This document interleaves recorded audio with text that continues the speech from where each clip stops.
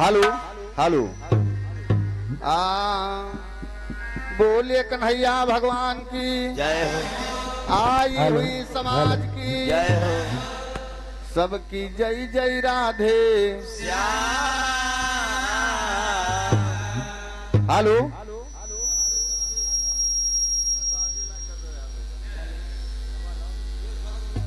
Hello hello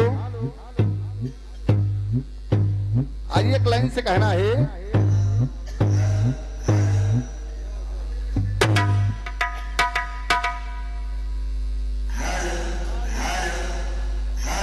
hello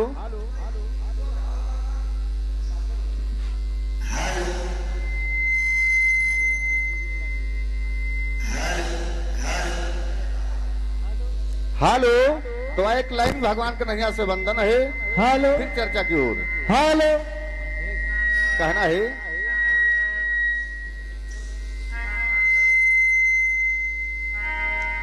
हाँ असुरारी असुरारी हाँ असुरारी असुरारी मेरी लाज रखो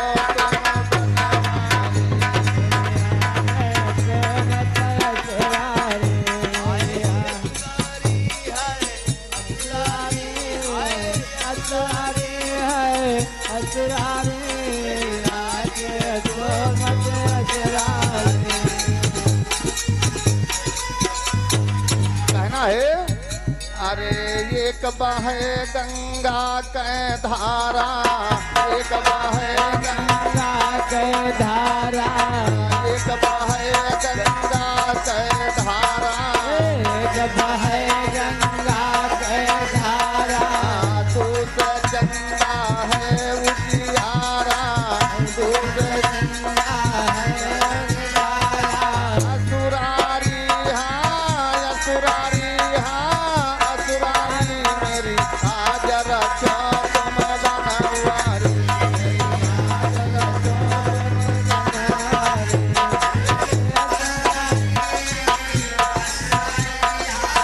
असुरारी है असुरारी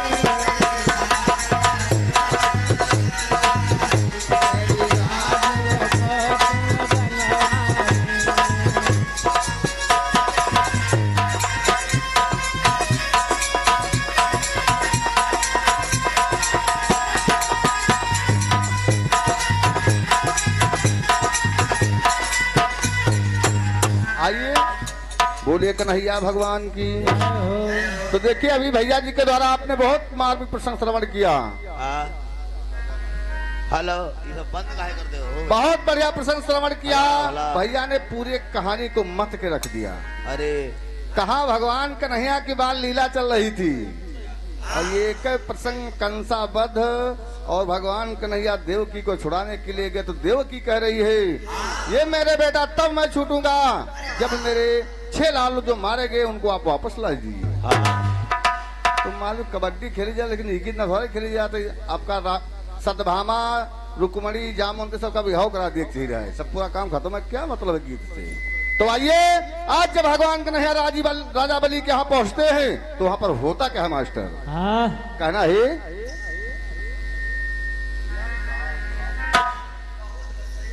कहना है मोरे रामा देवकी कहाई के सान बाला राम ललनवा हमारे लैया देवकी कहाई के सान बाला राम ललनवा हमारे लैया अरे देवकी कहाई के सान बाला राम ललनवा हमारे लैया देवकी काहे के सन भला राम ललना हमरे लैया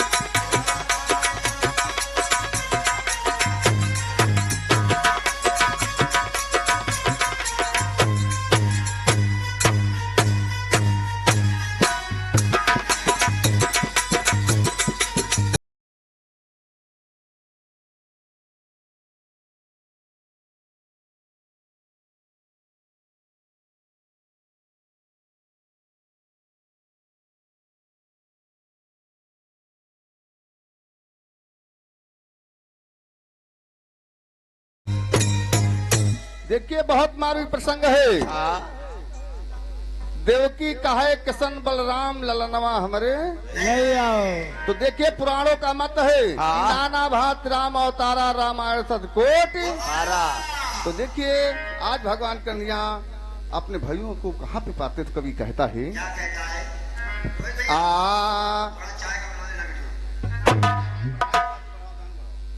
हेलो। आवाज बढ़ा के। याद लीडर देखो। हेलो बस ये रखो।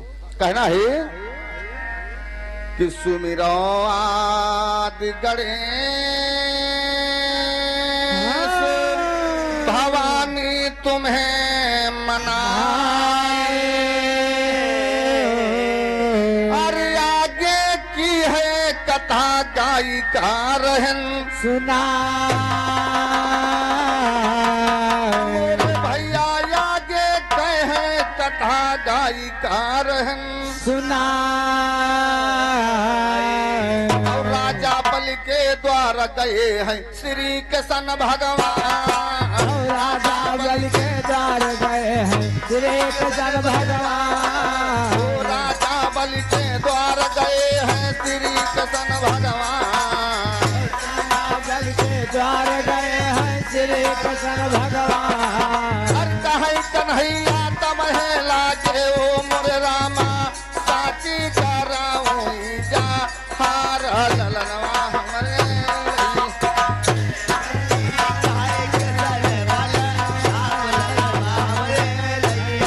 अरे देवकी कहे के साना बाला राम ललनवा हमरे लैया।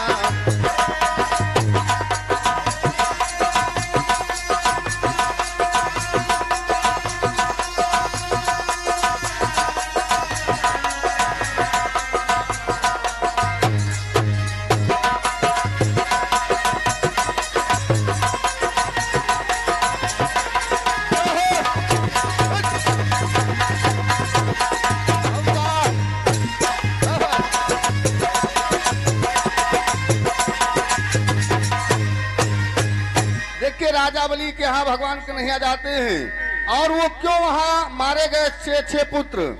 ये मारीच के बेटा थे। नारद बाबा को देख के हंस दिया। नारद बाबा ने श्राप दे दिया कि जाइए आप गर्भ में जाएंगे और जन्म लेते ही तुम्हारा वध कर दिया जाएगा। तो श्राप बस वो राजा बलि के यहाँ रहते थे। आज भगवान कन्हैया 6 भाइयों को ला करके जब जेल में माँ देवकी के पास जाते तो कभी कहता क्या है। क्या कहता है। कृष्ण और बलराम अरे कहे पावन लपट्या। अरे दीन्हा लाल मिलाई सुजन सुनिए हर अरे उग्रसेन के ढिगमा पहुँचे और श्री कृष्ण भगवान। उग्रसेन के ढिगमा पहुँचे श्री कृष्ण भगवान। अरे बंदी उनकी दीन छोड़ बंदी उनकी दीन छोड़ाए। बंदी उनकी दीन छोड़ाए। ओ मोरे भैया अरे जगत के सिर जनहार ललनवा हमरे लैया ओ राम।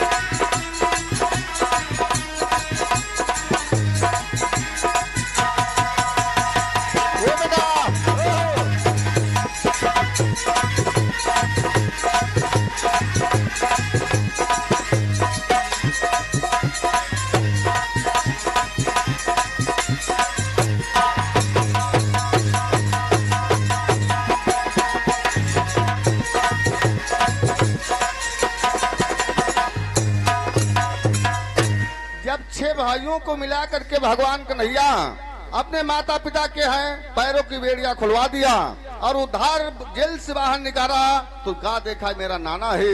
उग्रसेन के जब बंदी छुड़वाते हैं तो देखिए उग्रसेन की दशा क्या है। ये हमारे अखिलेश बड़े भैया जो पीर के पीर बाबा है। पीरपुर के निवासी हैं और हमारे ढोलक वादक के लिए कलम बंद 51 रुपए का दान है बोले कन्हैया भगवान की जय हो। तो आज देखिए जब उग्रसेन को बंदी गृह से मुक्त किया गया तो उग्रसेन महाराज की दशा क्या है। कभी कहता है क्या कि आज जेल से मुक्त तब यहाँ कृष्ण कन्हाए अरे जर जर हो गई त्याह सुनो तुम ध्यान लगा मोरे भैया जर जर हो गए त्याह सुनो तुम ध्यान ध्यान लगा और चला न जाइए एक पगउन से थर थर का पैदा चला न जाएंगे थर थर का पैदा चला न जाइए एक पगउन से थर थर का पैदा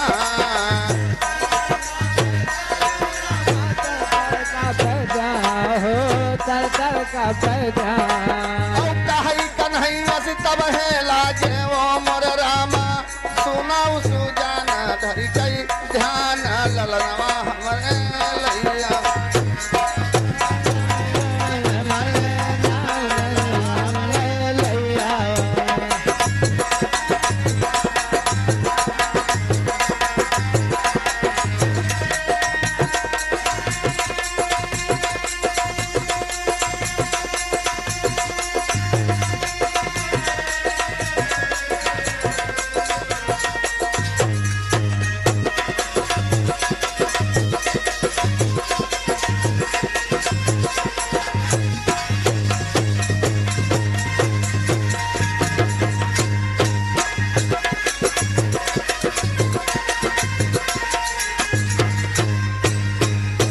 देखिए हेलो हेलो आज जब उग्रसेन को बंदी गृह से मुक्त किया गया तो उग्रसेन महाराज की पूरा शरीर जर्जर हो गया था। उनसे एक पग नहीं चला जा रहा था। भगवान कन्हैया से करे अब मेरे प्राण नहीं बचेंगे। तो भगवान कन्हैया विचार करने लगे तो देखिए उसी समय भगवान कन्हैया करते क्या हैं। क्या करते हैं भैया। किया मोहन विचार अरे ज्योतिषी अकलीन बोलाए अरे करी हैं उपचार कहीं तब कृष्ण भगवान कन्हैया ने विचार किया कि नानक के प्राण नहीं बचेंगे। जेल में बंद होते हुए जर्जर हो गए हैं। इनसे पग नहीं चला जा रहा है। उसी समय भगवान कन्हैया ने एक जोशी को याद किया। वो जोशी आता है और कहता है कि मैं इनको ठीक कर दूंगा। कहना है अंतिम लाइन में जब घरवाले थे और भैया के घर में बुलाना राष्ट्रीय एक से एक मुद्रा का उपहार बस लगा पर साक्षी दरबार तो राजा राम गुरु जी कहते रहे रे ठिकेती राजा राम गुरु जी कहते रहे ठिकेती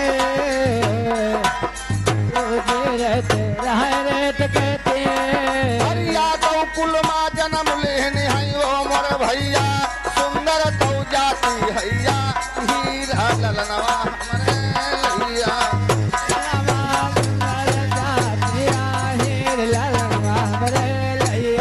अरे देखी काहे के जाना बाला राम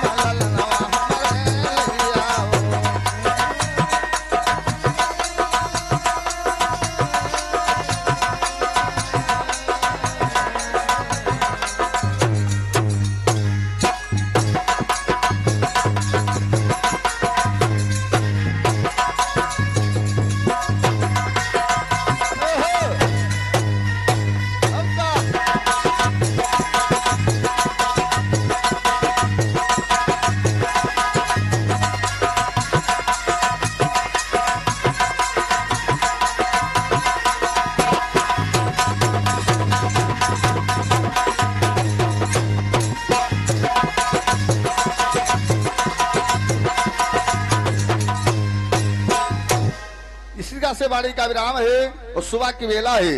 अब हमारे मनीष भैया से सोहर सुन लीजिए, उसका पार्टी का विराम।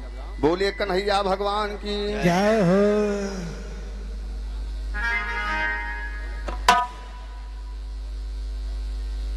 और माजी श्री जगदीश खलीफा जी जो घड़िया नदी से आपके कटपुर राष्ट्रीय इक्यावन का बाद मैं शहरी जगह साक्षी लगा। जय हो।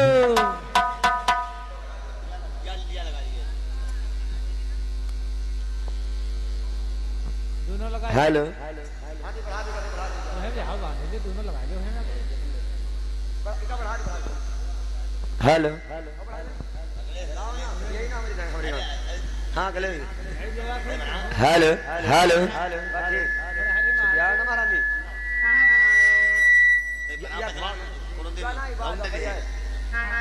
बोलिए सच्चिदानंद भगवान की जय हो। हनुमान जी महाराज की जय हो।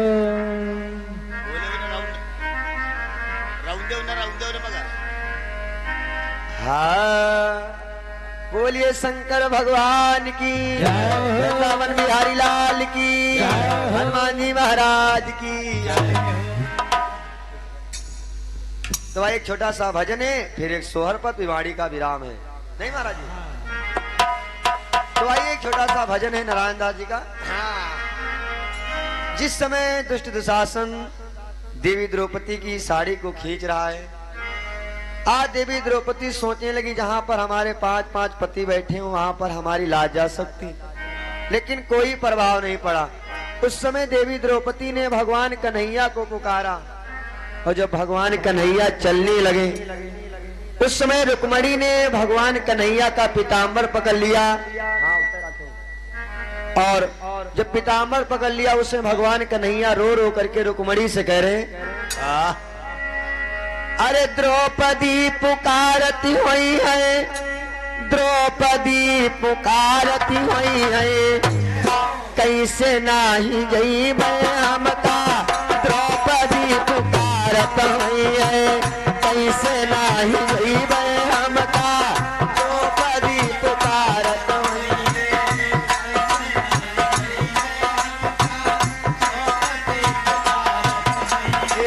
द्रौपदी पुकारत हुई है, द्रौपदी पुकारत हुई है, द्रौपदी पुकारत हुई है, द्रौपदी पुकारत हुई है, कैसे नाही गई मैं हमका, द्रौपदी पुकारत हुई है, कैसे नाही गई मैं हमका। द्रौपदी पुकारत हुई है, कैसे नहीं गई मैं हमका,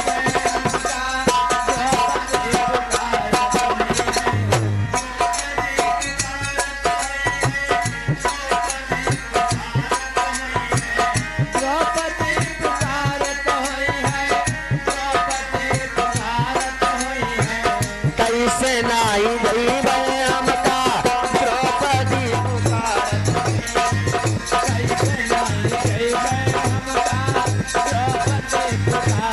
हुई है, कैसे नहीं गई मैं हमका।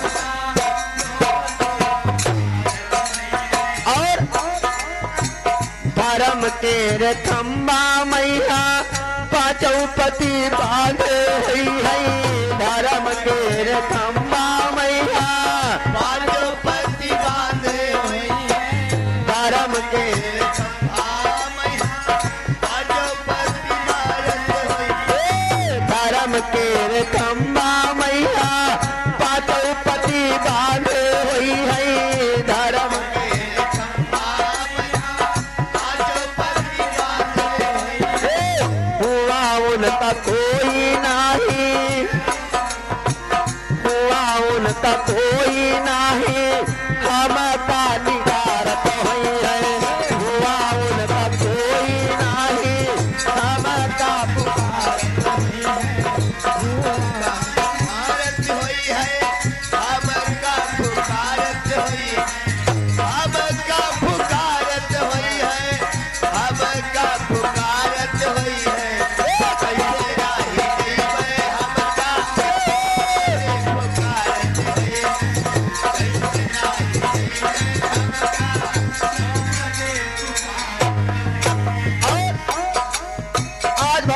कन्हैया के रुक्मणी मुझको मत रोक। उन पांचों की कैसी हालत होगी? आखिन के अंधे हुई है, कानों से बहिरे हुई है। आखिन से अंधे हुई है, कानों से बहिरे हुई है। आखिन से अंधे हुई है, कानों से बहिरे हुई है। आखिन से अंधे हुई है, कानों से बहिरे हुई है। और कौनो देत गारी, कौनो देत गारी, कौनो बात उनसे मारत हुई है। कौनो देत गारी, कौनो बात उनसे मारत हुई है।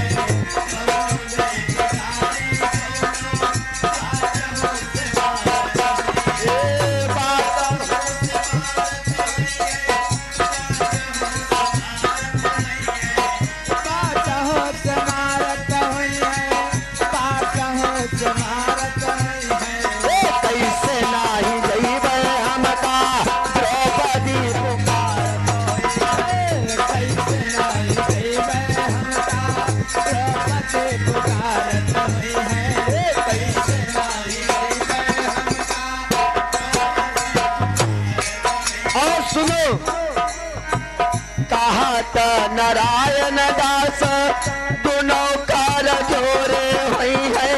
कहा था नारायण दास दोनों कार जोरे हुई है। कहा था नारायण दास दोनों कार जोरे हुई है। कहा था नारायण दास दोनों कार जोरे हुई है। और आजू राज गद्दी कैले, आजू राज गद्दी कैले भोर है महाभारत हुई है। आजू राज गद्दी कैले भोर है महाभारत हुई है।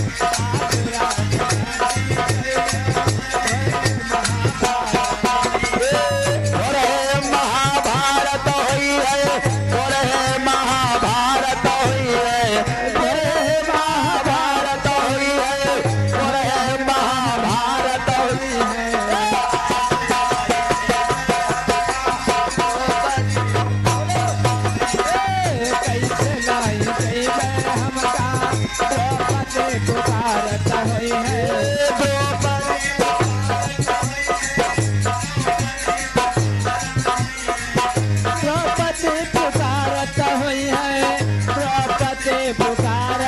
है।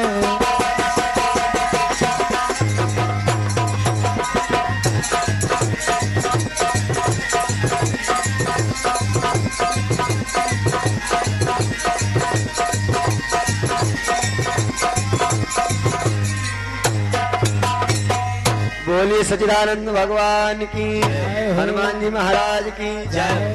तो एक छोटा सोहर पद है। हाँ।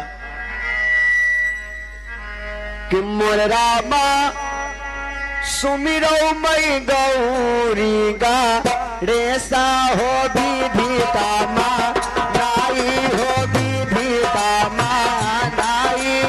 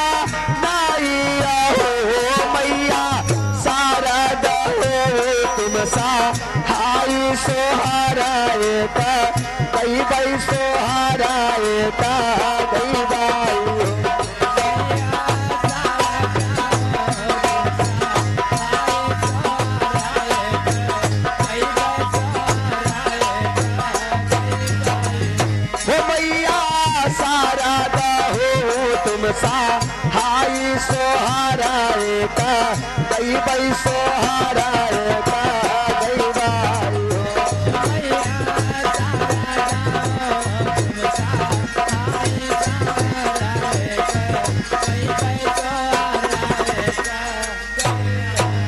आज देवियां सुंदर सुंदर स्वरों में सोहर गीत गा रही, भगवान कन्हैया का अवतार हुआ है। तो आज देवियां कह रही हैं मोरे रामा चारी दिनाना के कान्हैया कोई मुरली बाजावई कोई मुरली बाजावई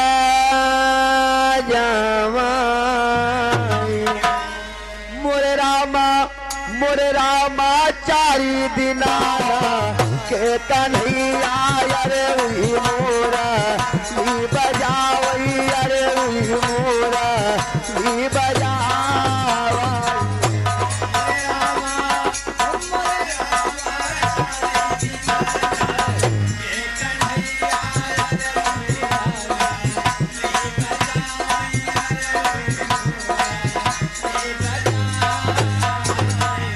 मोरे रामा कहवा के जाना मैं कन्हैया अरे बाधैया कहवा बाजई अरे बाधैया कहवा बाजाई।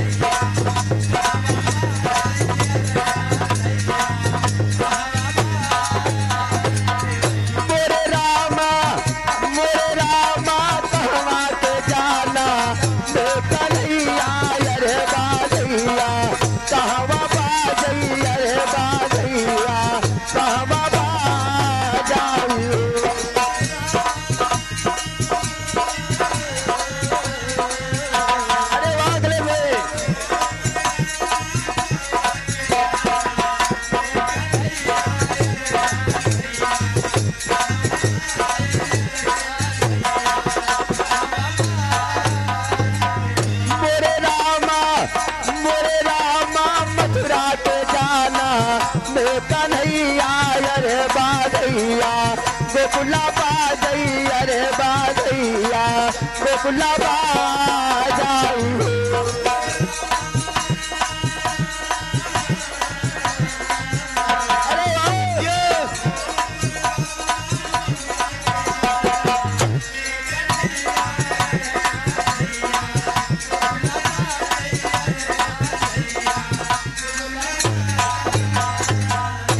मोरे रामा किन केरे जाना में कान्हैया कि नहीं की गोदिया क्या लई कि नहीं की गोदिया क्या लाई हो। मोरे रामा देवकी के जाना मैं कन्हैया अरे यासोदा गोदी क्या लई अरे यासोदा गोदी क्या लाई।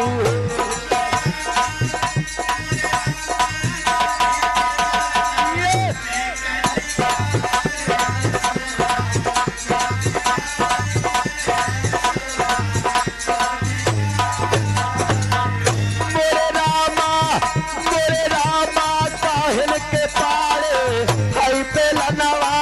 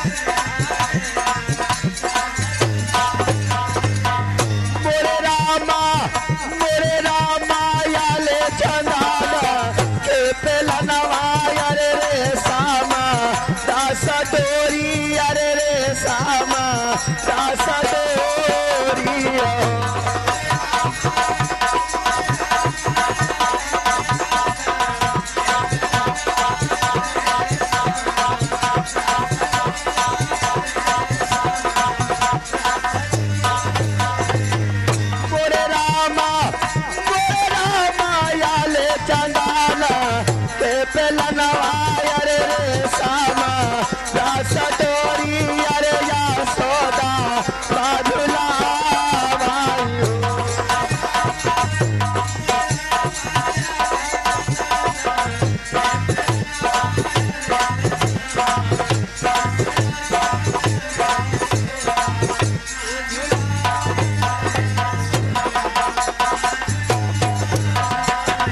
मोरे रामा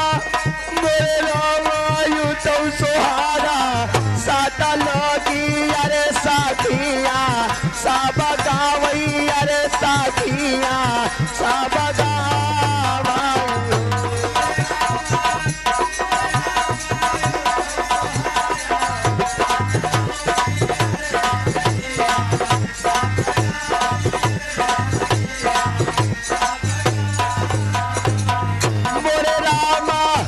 मोरे रामा सूरदास पाली जावई अरे सुनैया पाल पावई अरे गावैया पाल पावई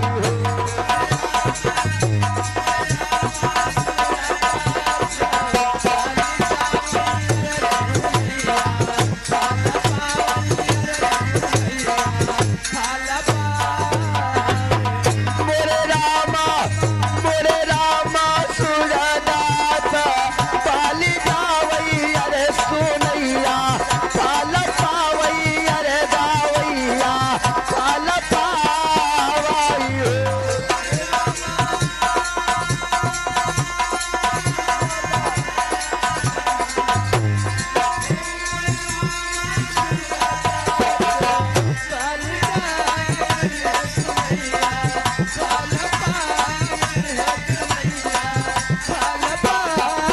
मोरे रामा सूरदास पाली जावई अरे सुनैया पाल पावई अरे गावैया पाल पावई सबकी सिया राम हमारी चलन कई बेरा सबकी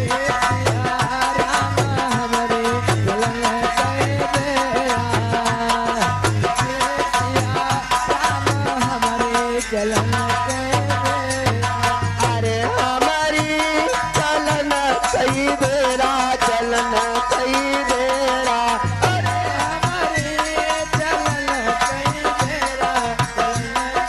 अरे सब सिया राम हमारी चलन कई बेरा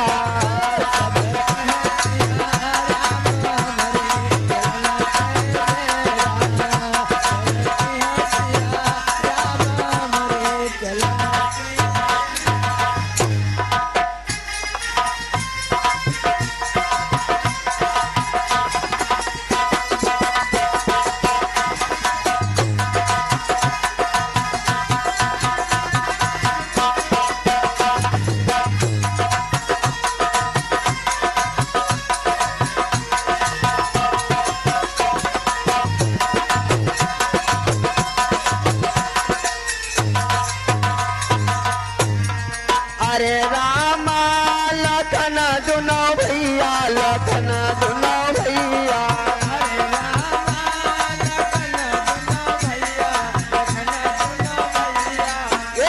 उतरायता साथ हमारी चलन कई बेरा उतरायता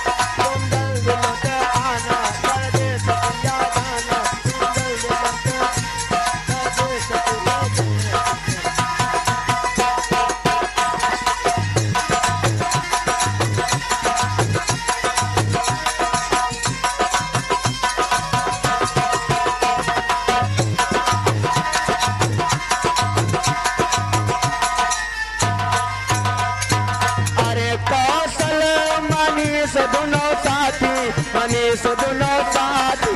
अरे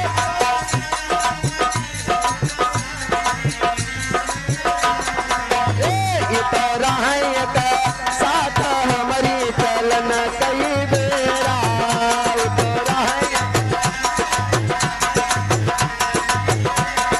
अरे हमारी चलन,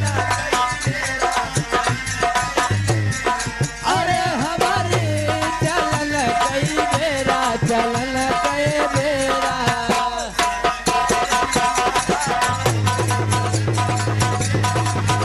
सब कहे सिया राम हमारे चलन कई बेरा।